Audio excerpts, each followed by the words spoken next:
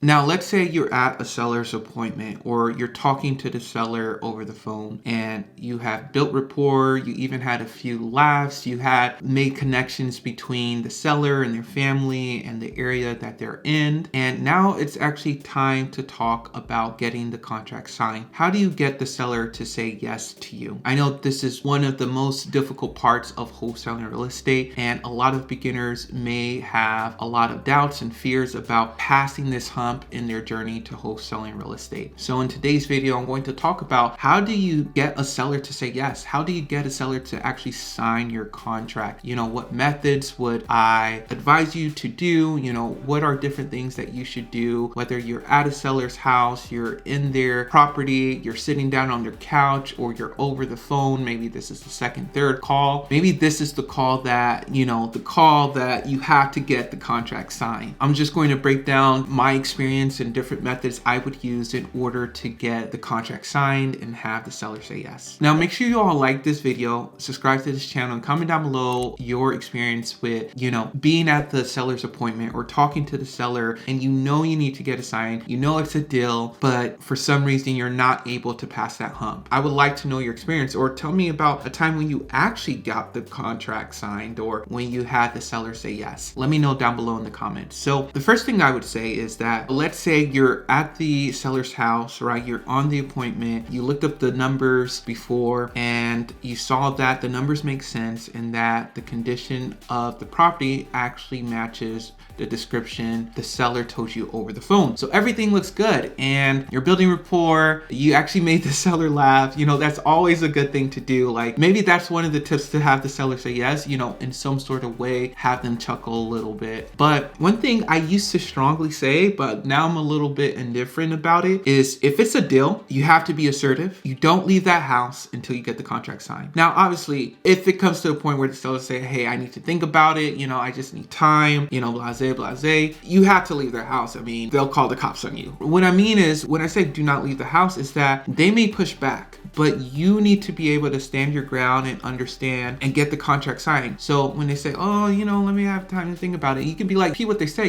understand that you're hearing them. Like, okay, I understand you got to go about your day, you have to think about it, and I'm gonna let you go soon, but how about if we put it at this number, or what would it take for you to get it signed today? That's the first thing. And I think offering your price is key to this whole journey agreement and getting the seller to say yes to you. So let's just play out the scenario when you're actually there sitting with the seller and you need to talk about numbers. It's time to talk about the contract and getting it signed. So let's say you're at 120,000, or the market value for a property is 200,000. Because of the condition of the property, the seller understands and they're at 120,000. First of all, it's lower than market value, so that's a great sign. But let's say you need to be probably even a little bit lower than that. I would say book the appointment, of course, over the phone once you know these numbers, or if you're there, I don't know if I can quite be at 120,000, but let's talk about it. And this is how I phrase it. I'm just going to read it real quick. I say, hey, John, thank you for showing me the property. I know you say you wanted 120,000 for it. If we can pay all closing costs, buy the property as is, where you do not have to lift another finger on it, and get you out of here in 30 days or less, would you consider an offer between 103,000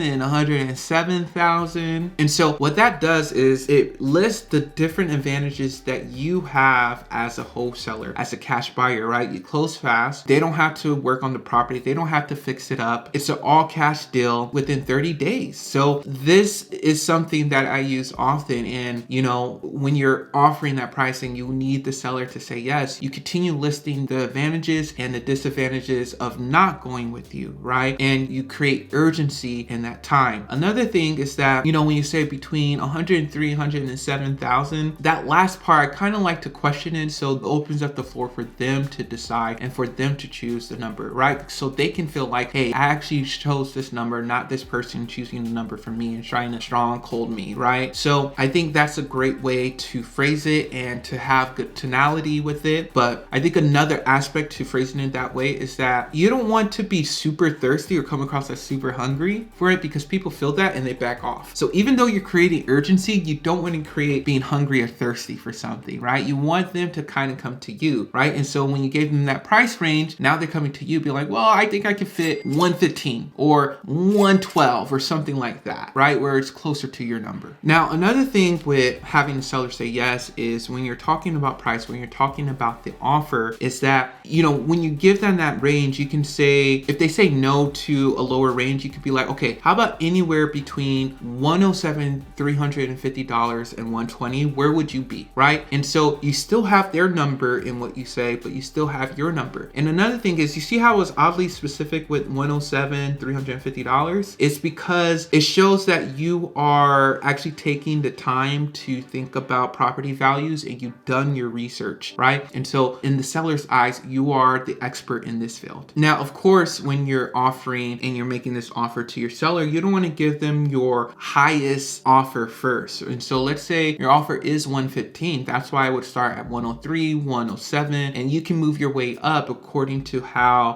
pliable and flexible the seller is. I think the other thing that you can do when you're wholesaling real estate or when you want the seller to say yes is, before talking about numbers, it's important to also just be in the moment. I think a lot of times you can come across as super salesy, you can come across as super thirsty for their house or for their property, and people start to reject that. Or one thing that I did do before is I would purposely leave my contract in my car. And so when I'm on the appointment, I'm concentrating on them, I'm learning more about them, and I'm not necessarily thinking about the numbers. I'm building that rapport, building that trust, because people truly just work with people they trust. Numbers do matter, all these things do matter to people, but at the end of the day, it's if they trust that person. And so once we agree upon a price, I say, okay, let me go into my car and get my agreement and bring it to you. And then I will come out and bring my contract. The other part to closing that deal is, once you agree upon everything, you give the agreement to the seller and you go over it step by step. You can say, hey, this is where we're going to put the address. This clause is showing that this is a cash deal. This is a cancellation clause that if we find anything in inspection that's outside of our budget, we may have to cancel this. Or, you just go over the different steps. Give them time to read over it. And if they have any questions, explain it to them, right? Because that's an important part, because most people just skim through a contract, but some people actually take the time and read it. And most wholesale contracts are just one page, so it's actually easy to read in one sitting. But for some people, they may take a little bit longer. So you need to be patient. You need to explain the contract well and know what you're talking about, because people can sense that you are just playing them and you're not being truthful and you don't know what you're talking about. And so you have to come across as an expert, an intelligent person in your field, and you know how to buy houses. You've done this so many times before. In the beginning, it's harder, but you'll get used to it and you'll be fine. Every investor was there in the beginning and they showed that they were a rookie, but it's just part of the game. I know you all would do well. Essentially, once they understand, once they trust you, most likely they will get the contract signed if, the numbers match and everything. So those are my tips on getting the contract signed, getting the seller to actually say yes to working with you. If you all have any questions, let me know down below, like video and subscribe.